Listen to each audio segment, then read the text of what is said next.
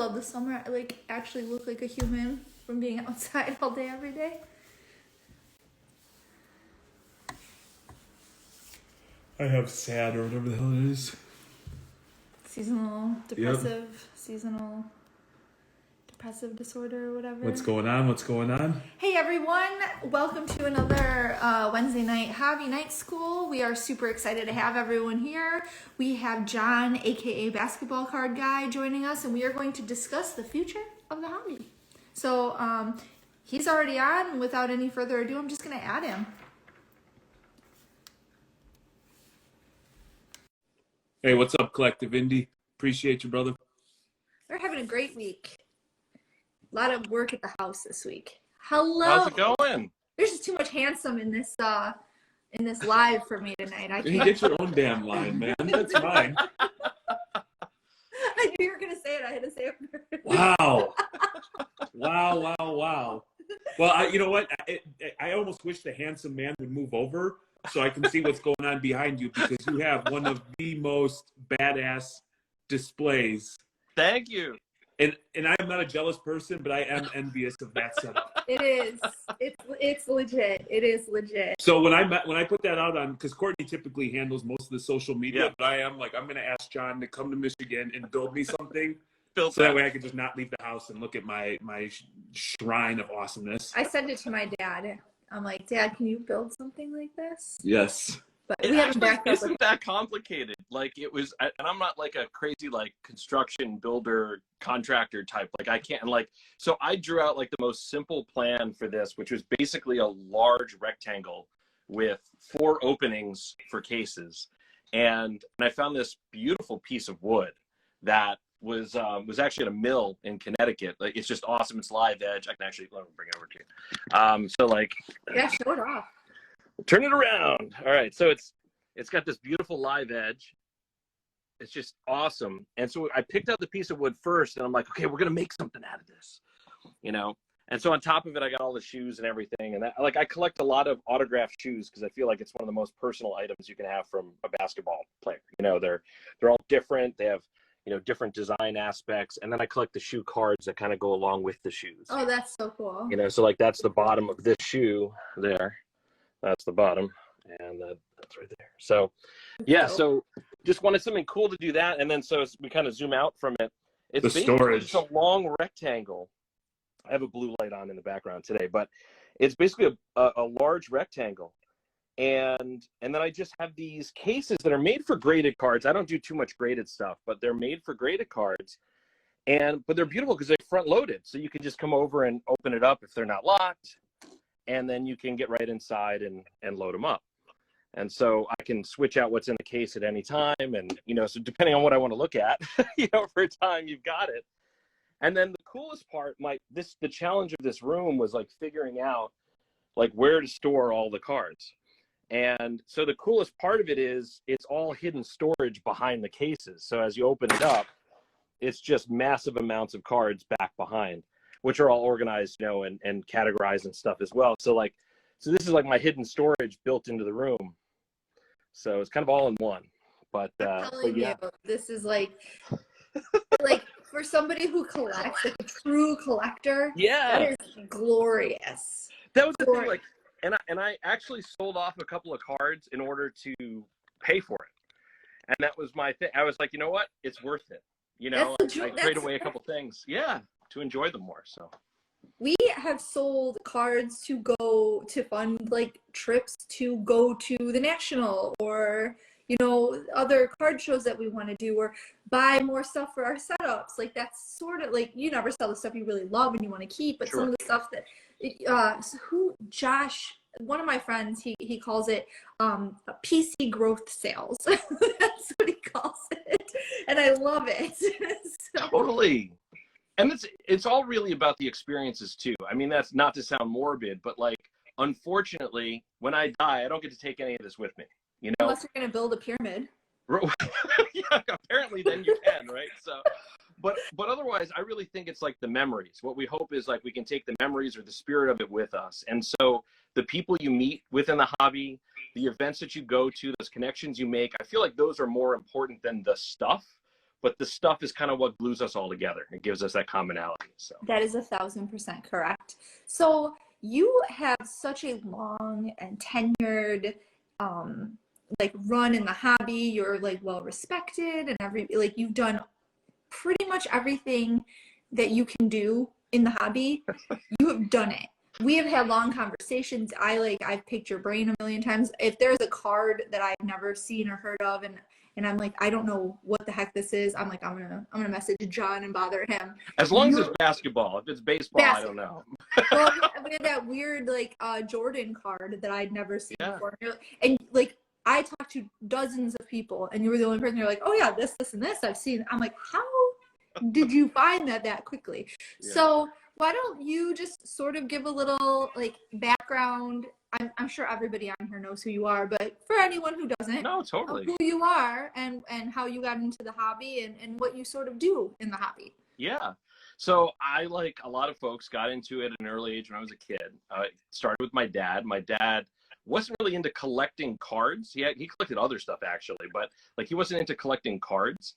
But he had baseball cards from when he was a kid. So he had like 59 to 63 Topps cards, Mickey Mantles, Yogi Berras, stuff like that. And so he showed me these. He told me how they collected them. They put them on the bike spokes, and like they were like horrible. They're all like PSA 1s, you know, like it's just bad condition cards. But like the way he talked about it and how he could go back, he could look at the picture of the player and then talk about how that player was in the games. I was like, well, that's really cool. And so I got this collection from him as basically a shoebox full of cards. I bought a price guide, a Beckett price guide. I started to understand the value behind them and things like that.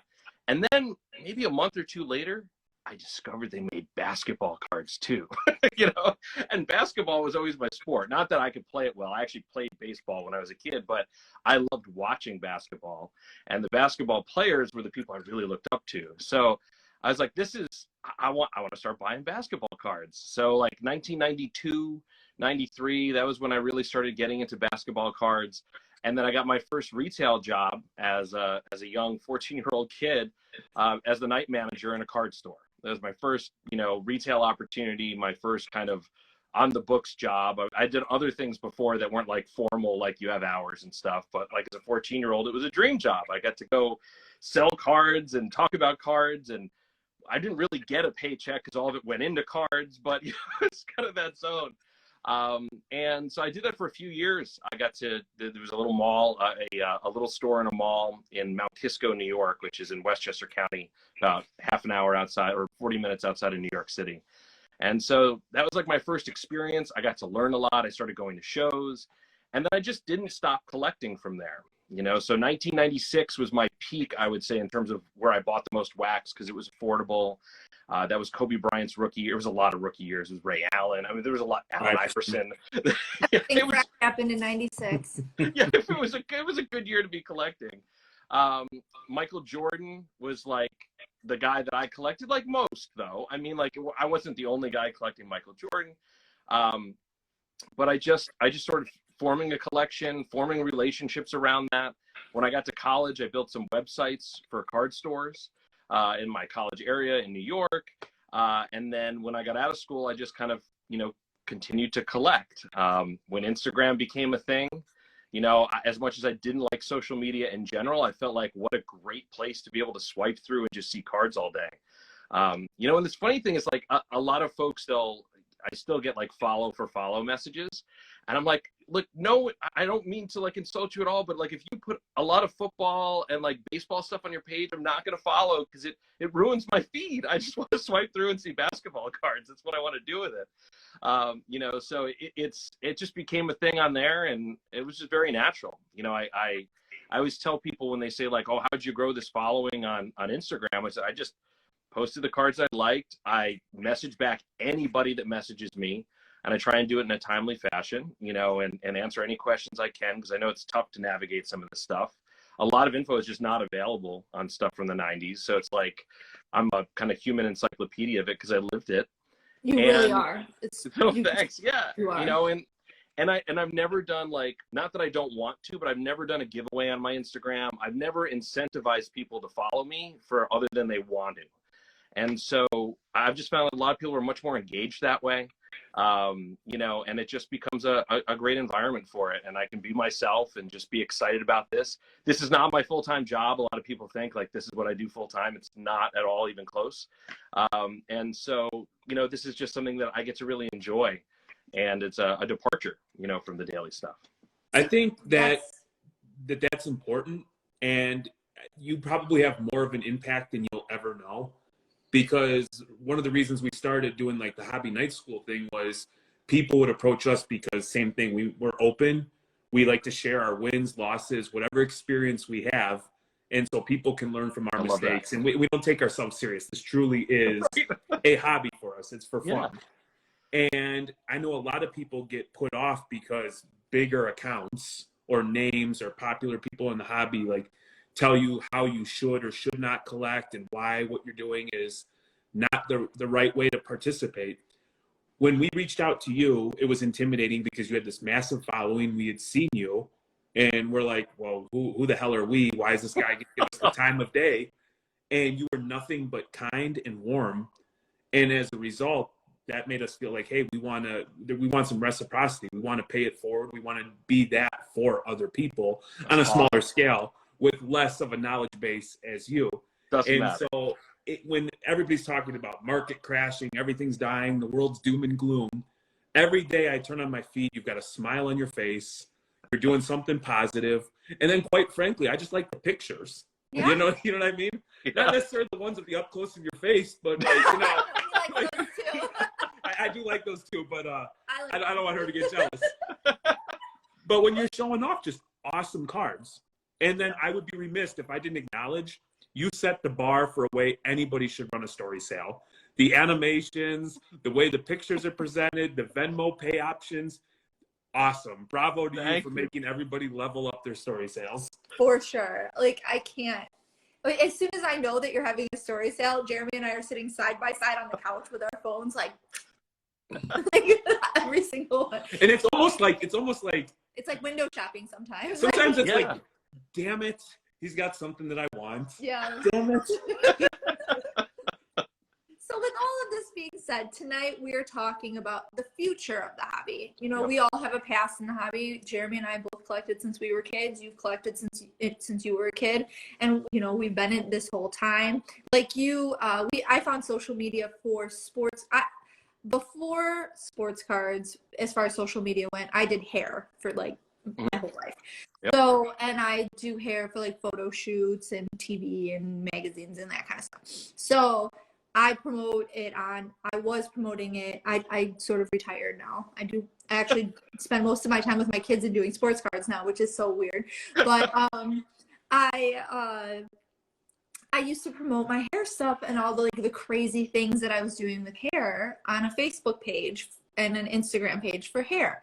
So, you know, when we realized that there was like card stuff on Instagram in like, you know, late 2019, and we became all stuck at home. I'm like, let's start posting our cards on Instagram and meet some more people that collect, because we collect. Our best friend who lived out here, who moved out to Michigan, collected. So we were all sitting around our table all the time, you know, ripping wax and joking around and, you know, having a good time. And I'm going to say the whole social media aspect of collecting is really what pushed us further into the hobby, because we have met so many people just from posting cards on Instagram. It's just, it has like broadened our horizons. You have no idea how many people are into it until you, I thought it was lame. I thought people thought collecting cards was lame. Like, we did it because we thought it was fun, but like,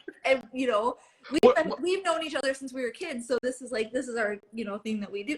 But it was so like eye-opening to realize how many other people were actively still participating in collecting cards. And then when everything happened with COVID, it was nuts. Yeah, we're all inside. One of my best friends is my neighbor who lives like literally 6 doors away. I did not meet him in the neighborhood. He also works, by the way, 6 buildings away at his work, at his job. We're like literally like in a you could shout, one of us could shout and the other one would hear it at all times of the day. We joke about it all the time. But I didn't meet him in our neighborhood. I didn't meet him at work. I met him at a card show 30 minutes away. And it was through that commonality that one of my kids was getting off the bus one day and he honked the horn and he's like, "You live here?" And I'm like, "Yeah." And he goes, "I live there." So it was just crazy. That's so. We have a neighbor, same thing, only our addresses are transposed. Like our number is 8340 and his is 8430. Yep. So I had a card package delivered to his house. I'm like, oh, so I messaged his wife because I'd never met him. And I'm like, hey, I had a package delivered to your house. It's like, it's sort of expensive. It's sports cards. And she's like, oh, my husband collects sports cards.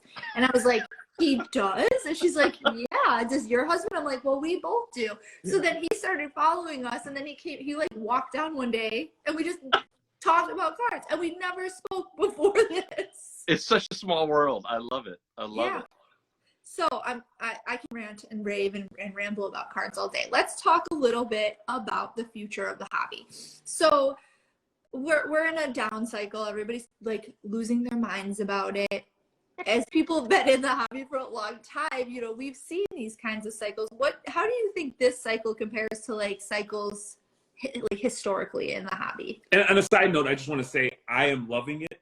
Nobody over here is losing their mind because it is buy. Yes. So I am incredibly happy. This is a great time for us. It's been a while since prices were like affordable where we could buy what we wanted again. That's the two sides to every coin, right? Because it is like now things are affordable that weren't before. So it creates an opportunity to buy. And I agree. I've bought more in the last like 3 months, I think, than I bought the 3 months before that or the 3 months before that. So I think it actually presents an opportunity. It's not a bad thing per se. I think a lot of it becomes an overgeneralization too, because so many people that were newer to it and followed those other people that you were suggesting earlier where they were telling you what to buy, a lot of them got invested in things that were very common, so people talk about base cards all the time and graded cards and things like that. It was that area that's taken the biggest hit. Anything that was like a commodity that people didn't realize was a commodity at the time because they were just told this is great and you got to hoard them. So they were going out buying, and then, some of them were flipping, but there was just a lot of buying action.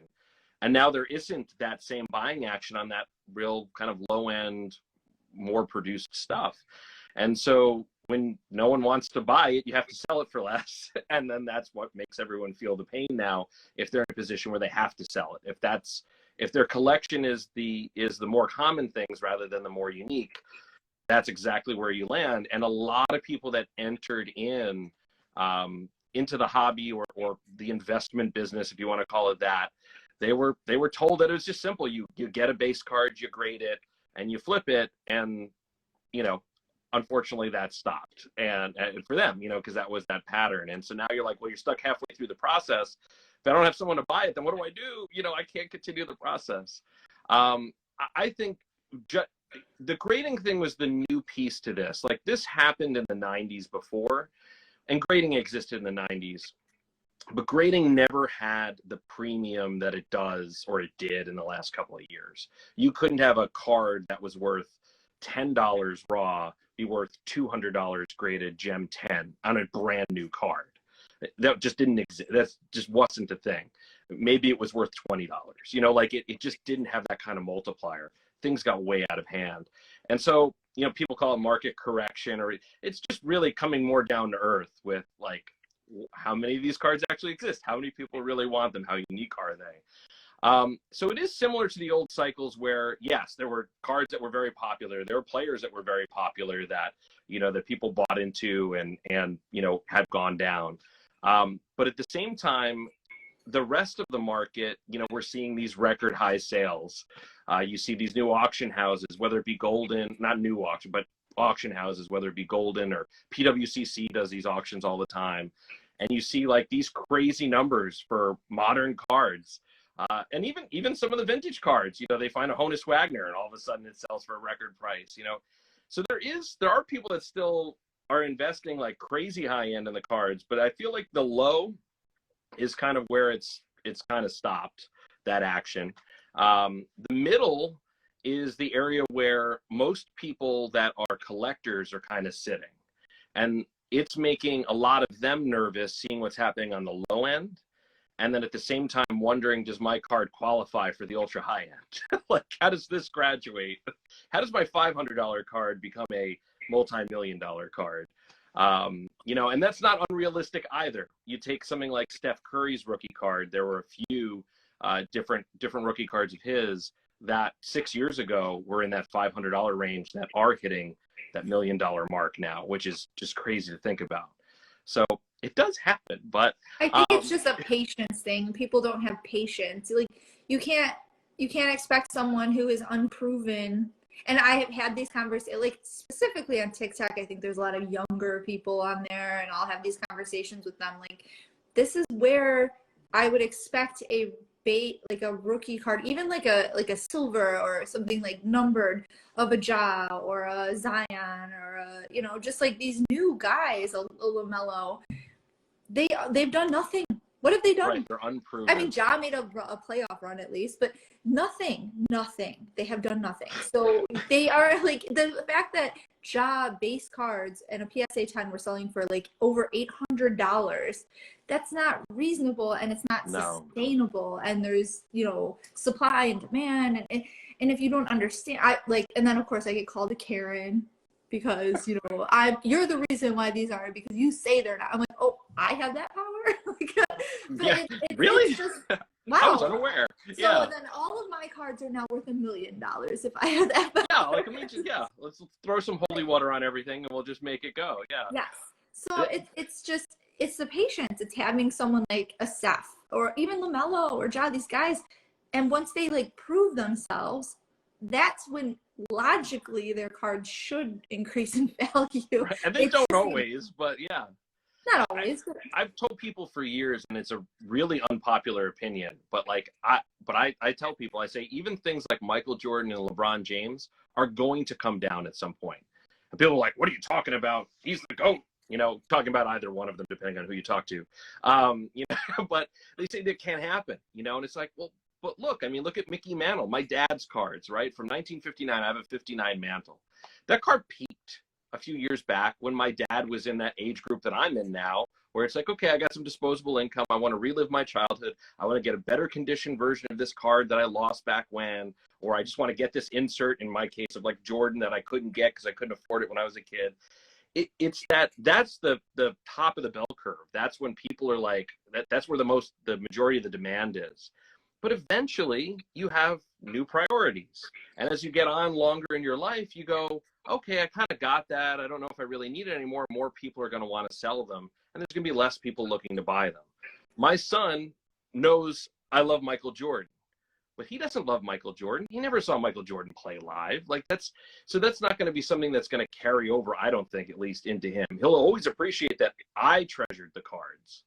But it's not like he's going to treasure them for the same reasons I did. He'll treasure them maybe because his dad did, but not because of who Michael Jordan was. You know, so I think that's the thing that people have to realize, that none of this is a forever investment. You know, at some point, it's all going to come down. And the beauty of it, and that's not to worry people about it, because a lot of that's very long term. You know, we're talking, you know, tens of years here, that we're going decades before, you know, and so you can really enjoy it at this point. And then if you need to liquidate something, or I won't even use the term liquidate, but you need to get rid of something, or you need some cash, you'll have plenty of opportunity, because not everybody's jumping on that boat and trying to get off. So I think, like, my thing has always been, my whole collection, as you can tell, is very unique. I do collect a lot of different players. I do have a few players that I collect, like Jordan and Durant and Kobe and Curry, that I've done more concentrations on over the years because I enjoyed watching them play. But then I have a sampling of, like, every major player that's been through the NBA, any Hall of Famer. Like, I try and get an autograph from each one. I don't have a Wilt, but I've got a lot of the other guys, you know.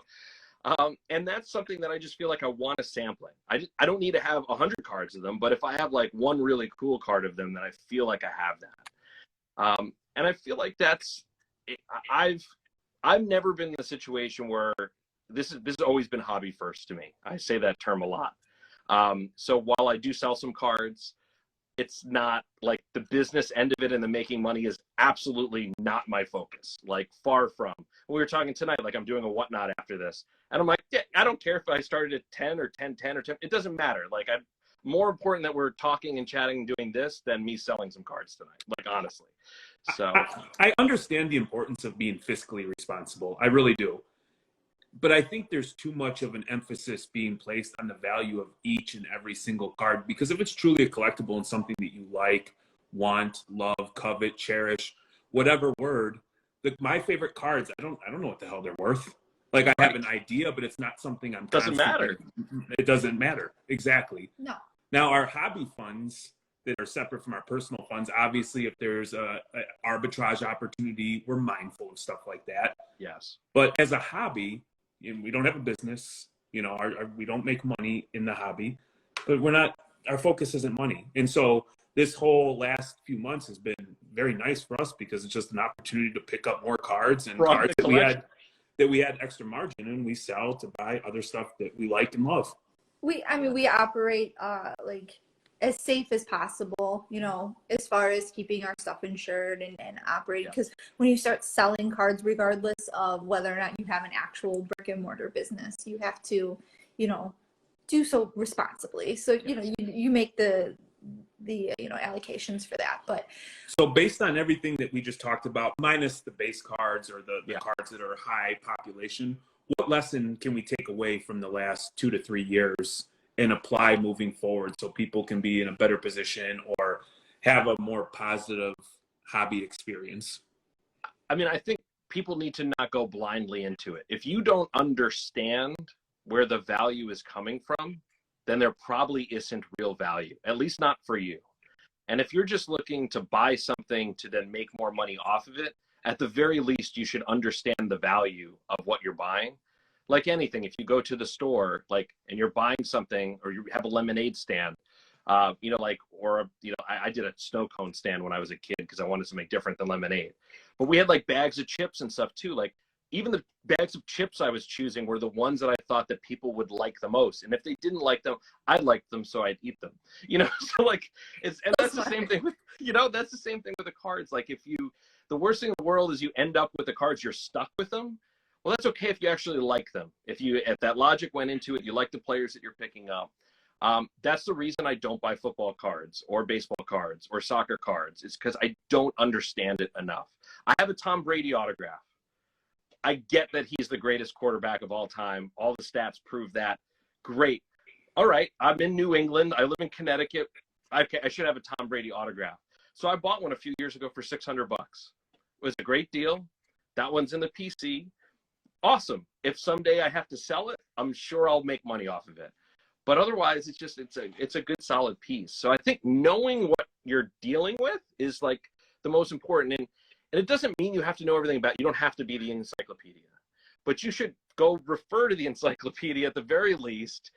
Go there, research the things that you're dealing in, just to understand what's the appeal. And understanding is there a risk? Is this a reprint? Is this not a real card? Is this, there's 15 different parallels of this card. Some of them are numbered and some of them aren't. It gets me all the time, but in the Revolution set, there's Galactic, which is the one that everybody goes after. It's the case hit, but they're not numbered.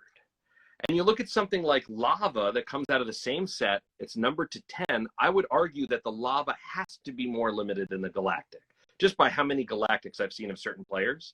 Yet the Galactic sells for way more than the Lava does. So it's just educating yourself around just even the simple things like that, limitation, rarity, and then the types of players that you're going after, really has that impact. Are these players going to play anymore? Is probably the single biggest thing that you have to worry about. If someone gets injured, I just picked up a James Wiseman Spectra RPA Gold. The thing's numbered to 10. It's got an awesome, gorgeous patch. It's a super high risk card, but I didn't have any Wiseman stuff. And he's coming into Summer League this summer. He's back. People are excited about that. And you know what? I said, I don't mind taking the gamble on that. I don't mind if I'm getting stuck with it, because at least I know he's coming back. It's that kind of injury and out forever that you really have to be concerned with, and that can happen to any player at any time, which is kind of what you were alluding to earlier. So. I would, piggybacking off of what you said earlier on the Wiseman play, I suspect that you're smart enough also to understand that you've got a championship team. There is going to be a tremendous amount of buzz, and I'm sure you have an exit strategy that even if he doesn't perform the way you want, that you can get out of that card without completely losing your shirt. And so it just goes back to the education piece and truly understanding the timing of the purchase and then when you get out. My son 100%. heavy on James Wiseman, so I hope he does well because Steven has a bunch of his cards. Yeah, he no, loves but that was exactly the timing thing, right? So this card, the latest comp on the card was $1,300, and that was a few months back. And then there were cards that were similar to it that were selling in like the $600 range. There were ones that were like from the Tmall ones recently. And so the logic that was going into that was like, okay, the market has come down on this or overall on a lot of things, but it affected this. He hasn't been playing. He didn't play throughout the playoffs. So his name wasn't getting mentioned when, Wiggins and everybody else was getting mentioned and all these things. So I saw that, much as you have from what you've alluded to earlier, as an opportunity that he's being valued lower now because of all of those things. And that next year, after we know they're a championship team already, when they come back, he's playing again, which is the major assumption, but it's a pretty safe assumption. And then there's going to be interest again. So yes, it's so funny. Like when people are entering, it's like, I always hear people say, watch the games. Yeah, that's like the number one thing. Like you're like really wondering who you want to go after, what team. Like watch a game or two. It's not rocket science. Like just watch. You'll see who's exciting. Like John Morant, he doesn't have the best stats in the world, but you watch him play and it's insane. Like his dunks, like he has picturesque dunks that you remember that, but you don't remember the rest of the players on the team that actually made the majority of the points of the game or the plays or how many things he missed. Talk about that, like cardboard relevant versus like actually good at the sport. A lot of times it's the show. We were talking about that with UFC the other day. We were talking about like Conor McGregor hasn't won a fight in however long, but people still like go crazy over his cards. And John, did you ever imagine when you were collecting cards that a form or a way that you would be participating in the hobby is creating the content that you do? Because we found what started as just buying cards for me is like I actually really enjoy like the education and understanding the mechanics of how things work. The kids and Courtney love like the social media aspect and the community and interacting with one another. Like what do you feel about that? Because I truly think as we grow, there's going to be so much more content out there and different ways that you can participate and enjoy yourself in this space. I think it's totally true. And it's funny because, so I own a media company outside as my day job. And my talents on the outside kind of working world have gotten pulled in a lot, especially recently. I'm doing work for a handful of folks for the National coming up, whether it be, shooting and producing videos, or just strategizing, doing consulting work with folks and just figuring out how they're going to do certain things with their businesses. But like the Roadshow Cards brand, was born in my office in Connecticut. Jimmy, Kentucky Roadshow, flew up and we sat down. He said, I want you to create the brand. I want to have a marketing meeting with you. He's like, I've been in them back years ago. I know how they go. I want you to make one of these marketing meetings. We'll get a whiteboard and just walk us through, like, share us your brain, and like, let's see where we end up. So we named it then, Kentucky Roadshow, Jimmy's Kentucky Roadshow initially, and created the whole brand around that, the look. I made the logo in a day. Like, we just got all the aspects that he wanted into it. I brought him to the YouTube studios because one of my former productions was one of the very first YouTube partners back 13 years ago when YouTube launched its partnership program. I was handpicked by a couple of Google, representatives and was one of 300 channels on YouTube that launched the partnership program that's now like hundreds of thousands of people in that thing. It was crazy, so, but I still had rights to studio space there. So we could go into New York City and I could rent out a television studio for free because I had all these subscribers and all these, I had about 50 million views on another channel and all this stuff that I could go get a space for free. So when Jimmy was flying in, I was like, hey, I'm going to take you to the YouTube studios. I'm renting a space and I'm going to show you how to set up lighting and do all the audio and things like that. And that's all stuff that I had known from all my previous business stuff. So So it's kind of a long-winded answer, but I brought a lot of those kinds of outside skills that I didn't even relate to the hobby at first at all. You know, I didn't even think about them being related. And it is cool because you can do things in a quality way. You know, with Jimmy, like, he and I met because he had started a whole project where he was doing interviews in card stores as he was traveling across the country. But the way he was doing it was with an iPad vertically. So he literally set an iPad up on a shelf, and then he'd like walk way far away, and there'd be two guys vertically talking to each other. And you could barely hear them because they were so far away. But the content, like, it was an hour-long interview, and it was great. And he was talking to all these awesome people. And so I reached out to him, and he was impossible to reach him because he had so many followers, and he wasn't even like responding back to all of them.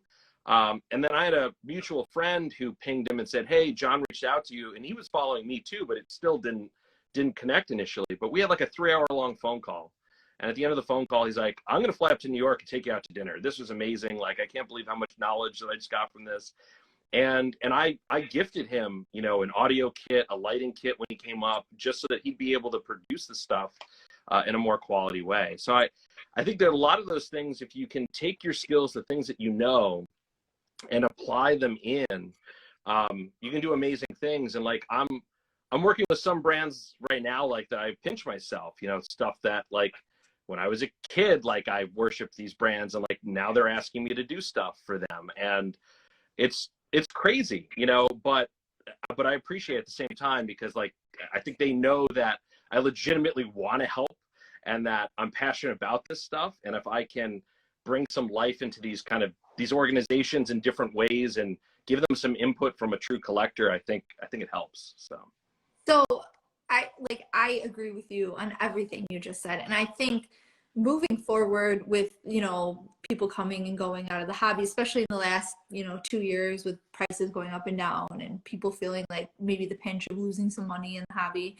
I think continuing to have content creators out there, you know, making like valid, useful, helpful content or fun, interesting like content is what is going to grow the hobby. It's what's going to keep people still interested. Having young people, you know, like doing fun stuff and making it like entertaining and like and relevant, not just like to sports or whatever, but relevant to life. Life. Yes. And that's, you know, when I make TikToks or like the blogs that I do, when I have like, when it's us as a family going and we're doing stuff at a show or at a card shop, and even like my 5-year-old opening a pack of Pokemon, people love that. They're like, yeah, this is what, you know, this is what we like to see.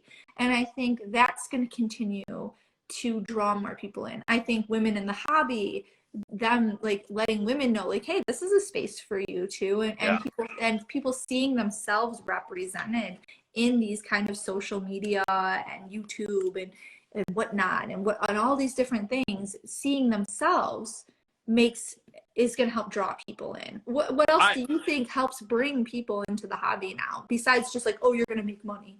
Because you might not. I think women in the hobby is super important too. Like, that was something that was like such a stark, I mean, I knew it was bad to begin with, but like the stark realization, I just started doing an influencer project with someone, and they ran stats on my account, and 98% of my followers are men. And so it's like, when you get to that stark realization, like 98%, like, I knew it was a lot, but like 98%, and that's probably very much through the hobby, you know, like it's probably an accurate number. And it's sad, you know, like, my daughter enjoys the card stuff as much as my son does. So, and they'll collect different things. My son doesn't collect basketball. He likes Pokemon. That's like his zone. My daughter likes the pink Pokemon cards more. But she goes after she's like into Yu-Gi-Oh now because she found some cool characters that she liked out of there. But I think it's creating a friendly environment, I think, is the most important, regardless of male, female. Like, just creating a space where people feel like they can ask questions and not feel stupid. And I think that's lacking in a lot of ways. You know, you get this kind of I think that's the way I would summarize it. I mean, a lot of people reach out to me, and getting screwed over by people is like the other end of it. I had someone reach out to me who had a incomplete precious metal gem set a later year. It was after LeBron was out, so it was maybe it was 06, 07, somewhere in that zone. So not the one where everyone goes PMG crazy, you know. But this one might have only been limited down to 50. Like these are the ones that they peel a lot. I don't remember the year because I have none of them. They were really rare. This guy had an incomplete set. He had the LeBron. He had, I mean, like all these top guys. And he sent me pictures of this. I'm like looking at it going, wow, like this guy's serious. And he goes, what's it worth? I'm not sure what it's worth.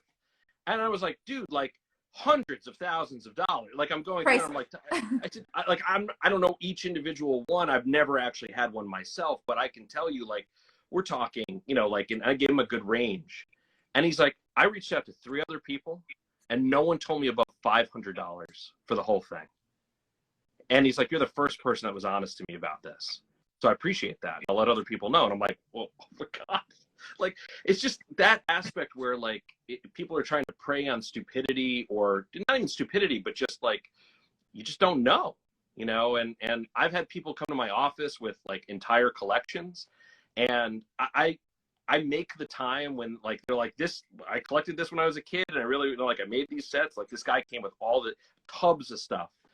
And he's like, I'll leave it here if you want to go through it. And I was like, all right, fine. Like, it's fun to do on the side anyway. So for 2 weeks, I went through this thing. I did comps. I went through all of this stuff. And I gave him, like, a good report of everything that was there.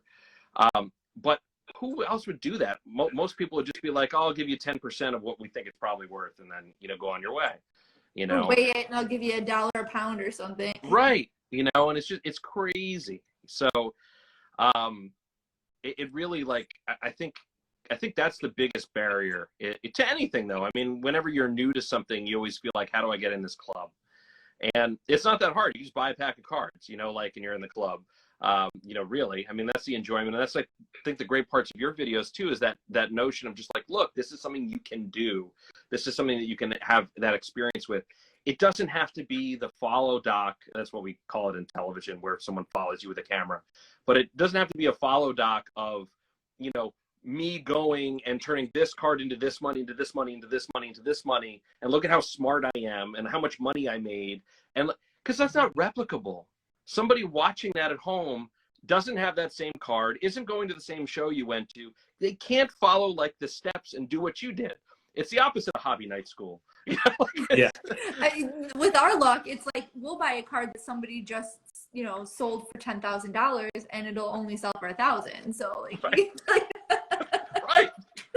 You know, one thing that I want to add, and this is something that I personally gravitate towards, is people that I find to be authentic and true. And so if I were just to follow your page, yep, and I would have no idea what the hell you're doing. You could be jumping on the thumbtacks, but whatever you're doing looks so damn fun, and you look like you're truly enjoying yourself. And that comes through the phone, through the computer, that you are truly enjoying yourself. And I perceive you to be the person that's presented through social media. Yeah. And so people like that are who I gravitate towards, or people that I want. So to me, anybody who comes into this space and is authentic and, you know, is very honest or transparent about what's going on, I think that that's important, because I'm sure there's other people that think the way that I do. It can't just all be rose-colored sunglasses all the time. 100%. And some of it too is the negativity, like the people who just, like, it's like they have to one up everyone on, like, just like the next bad thing, or like this horrible thing just happened. You know, not everything has to be so terrible all the time. I ran a news company for 4 years, and the thing that came out there the most was that, you know, if it bleeds, it leads, that old saying. Yep. The negativity is what gets the most discussion, the most talk, the most gossip. And it's hard to get away from that, you know. And we had reporters that were going out, and our editorial direction was very different. I said, we don't want car accidents, fires, shootings, and stabbings. We don't want any of that. You're going to go out, you're going to find stories that people can be a part of as opposed to be a victim to. Like, these were all the kind of editorial directions that we had. And you just find sometimes even the reporters were going back to, but someone was shot in a cab, and we could go stand on the street where they were shot and say, hey, here we are. Someone was shot here last night. What? why? What are you adding to it? Like, what point are you trying to do? You know?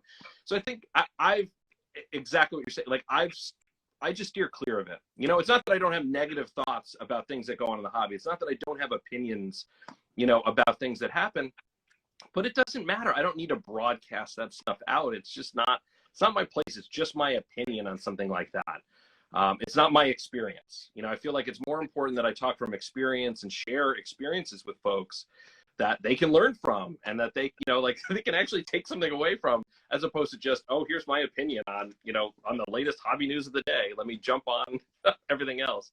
Leave that to the memes. They're fun to watch. It's great, you know, like, but it's just not me, you know, so. Except for April Fools. April Fools is the only time. That's my only day where, You know, where April I will Fool's jump is my in birthday. wholeheartedly. That is my only day that I jump in wholeheartedly and go, you know, I just dive in head first. But one day a year. It's my birthday, and I like April Fool's Day. It's the That's worst. amazing. It's the worst birthday. It's a great day. It was my Yeah. birthday. So you coined the phrase, and unfortunately, I think Ryan, Card Collector 2, gets a little bit more of the credit for it. But Yeah. I think there is some documentation a couple years ago that you coined the phrase junk slab. Yes. Right? Yes. And so I think a lot of people would be lying if they said they didn't have a couple of them laying around. And we were chatting beforehand, and I think you have a brilliant idea. Like, we're sociable people. We like to entertain. And so I'll let you, like, a great idea of what you can do with these junk slabs. So it was probably 2.5 years ago I started using the term junk slab era. And I said, look, I lived through the 90s. I lived through the junk wax era. It's going to be the junk slab era next. And I got a lot of flack for that. People thought I was an idiot. You know, they're like, no, the slabs are here to stay. You're an idiot for having raw cards, blah, blah, blah. Anyway, so I said then the other thing that I added to that, and junk slab has gotten tossed around a lot since then, a lot in the last 6 months, more so than even back 2.5 years ago when I started throwing it around. But the thing I said back 2.5 years ago, and I got to go back and get that live out. There were 2 lives, I think, that I said it on. But I also said that the hipsters of tomorrow, so I don't know what they'll be called because it's always something different, right, when you get generation passes. But the new form hipsters, I think, are going to use slabs as drink coasters. I really feel like that's where it's going to end up. They're going to be so valueless. You know, you're going to have a bowl slab or whatever it is. Boom! Look at that. It's a right? And even if it's is that Tucker right there? Or Tucker? Like, if you get a little drink like water down there, notice how the border of that PSA slab will actually keep the water on there. It'll keep it off your table. They're perfectly designed to be drink coasters. So I really think that 10 years from now, 20 years from now, you're going to go into Salvation Army, and that's what you're going to see. And they'll be with housewares. They're not going to be with books. I'm telling you, I'm going to open a bar. It's going to be a sports bar, and all the posters are just going to be junk slabs. I'm telling you, it'll be great. I think it needs to take off. You get like the PSA 10, you're people entitled to a free drink or something like that. Yeah. I think it would be great. You could buy it like a specialty drink, and you get to take your slab home with you. Home with you. Yeah, I love it. Or if you're the bar, I mean, if the drinks don't cost too much, bring your drink, your junk slabs. You exchange a slab for a drink, you know, and then we'll add it to our collection. Our stack, they stack nicely. They do. So make the whole bar. You make the whole bar out of slabs first. Yes. Midlife says they're better the worse they are. That's right. Yes. And if we're true hobby participants, we'll be at a bar arguing about why BGS is worse than a PSA, is worse than an SGC, is worse than an HGA. Exactly. Or we'll lament all of the junk slabs that we're using for coasters that we actually, you know, invested in and thought were going to be good. Yes. All the That'd be the amazing thing, though. Jordans. Imagine years later, your kids are of that age where they're out at a bar and they're there with those slabs, and they're arguing which one is better now because it makes a better coaster. Like, why did they design this one this way? Like, the liquid comes off. Like, I can't believe, what were they thinking at SGC? It's too smooth. These slabs are too fat. Oh man, future problems. Future my problems. drink wobbles. Exactly. So dumb. Dad, you really weren't that smart. Kobe White sucks. Whatever happened to that guy? He had the best hair. Not that great a bastard. Damn kids will never understand. That's right. I think it's so funny. funny too that you talk about, like, when you were talking about, like, you know, your kids won't feel the same way about Michael Jordan that you felt about Michael Jordan. Luckily, you know, our kids grew up in Chicago, so like I feel like they have more of that Michael Jordan in them. But we'll beat it into them. We will. We just will not, like. You get it for a while, but what if there's a new team? What if you get another championship team and they win 3 in a row? Again, well, I hope it it's starts Patrick to Williams. push that further back. Yeah. Let's go for Patrick. I'm down if they want to do that. And Pat Williams wants to just come out and be the next Jordan. I'm for that. Yes. I'm putting that on the record now. But and like Kobe White turns into like the next Scottie Pippen. Yes, I'm here for all of that. But it made me think of like not basketball, but like Pokemon that just had this like huge revival in the last couple of years too. Like Pokemon's always been like it stayed with the collectors, people who collected Pokemon, but like they're diehard. But like with the 25th anniversary and like all the nostalgia from like people our age who collected it when it first came out in 96, you know. So you have all these people that are now old enough to buy stuff that they couldn't buy when they were kids. But like, does it?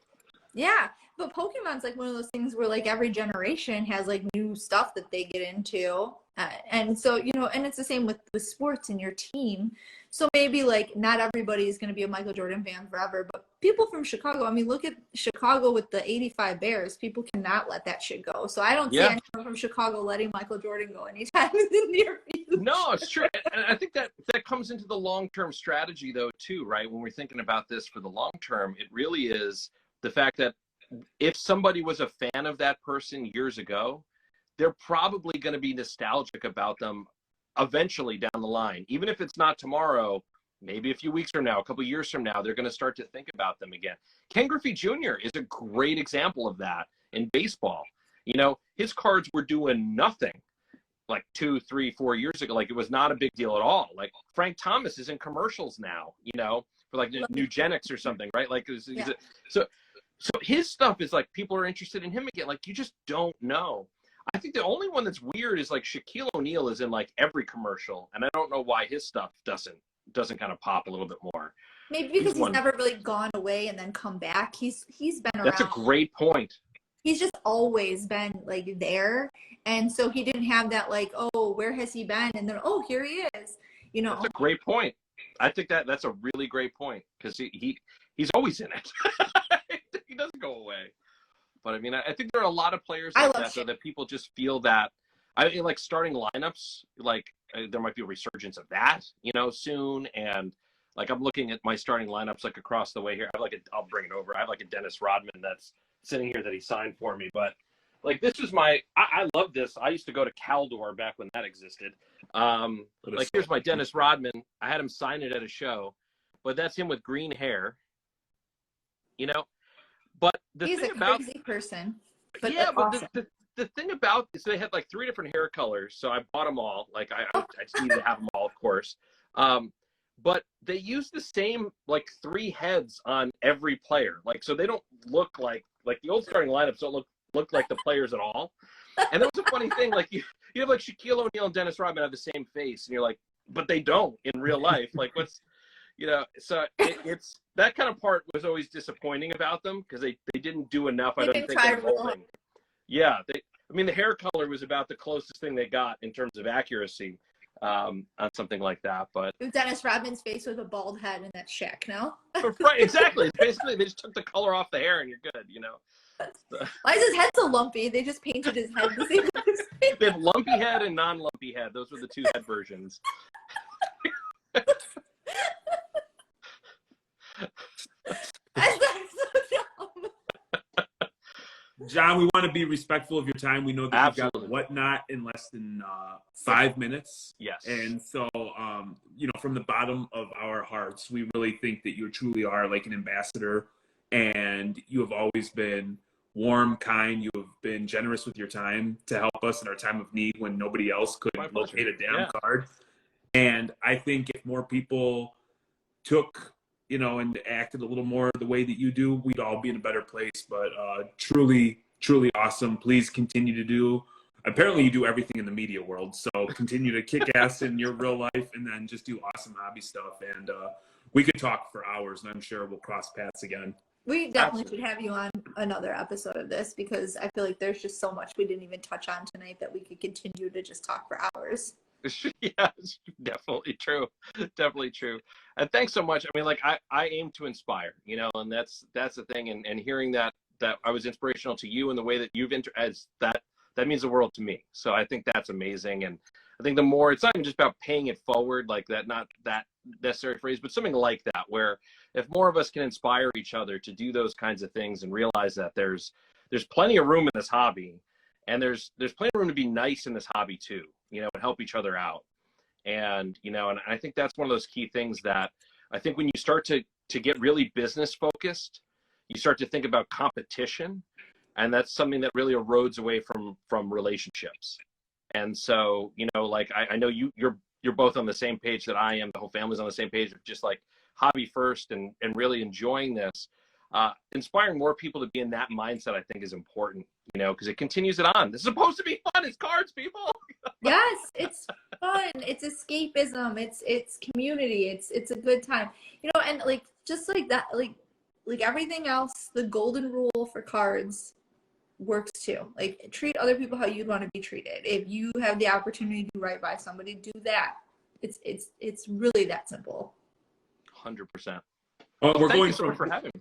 We're going from National to whatever that card shop that you were at today, because that is absolutely freaking disgusting. Like, I'm dead serious. We're staying a couple extra days post National to go up to New York to see that thing because that looks incredible. I told Jeremy we've been talking for years about like maybe opening a store at some point, like our own store. And I saw that your story today. I'm like, here's the deal.